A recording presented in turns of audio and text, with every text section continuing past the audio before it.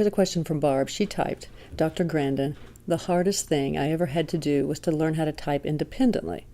I fought it for years. I still struggle with difficulty, frustration, and slowness, but I know it must be done to do my part to help make neurodiversity workers as common as juice stains in minivans. What is the hardest thing you ever had to conquer?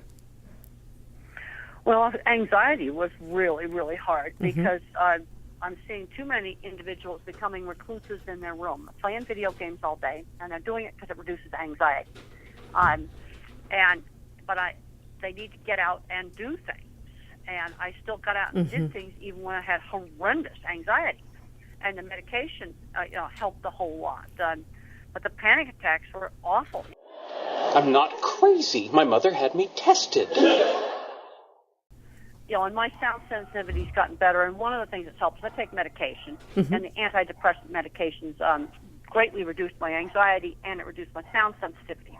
And if you know somebody is having a lot of problems with anxiety problems, I'd recommend they read my book, Thinking in Pictures. Yes, ma'am. I have a chapter in there called A Believer in Biochemistry, where I talk about my problems with anxiety and my experiences with low doses of antidepressant medication.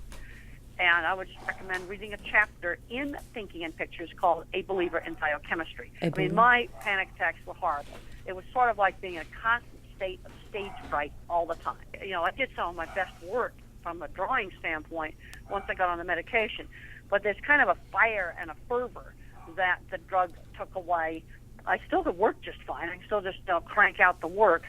But the problem is, if you don't get the anxiety under control, it can tear you apart. I was being torn apart with colitis. And when I went on the medication, the colitis attacks stopped.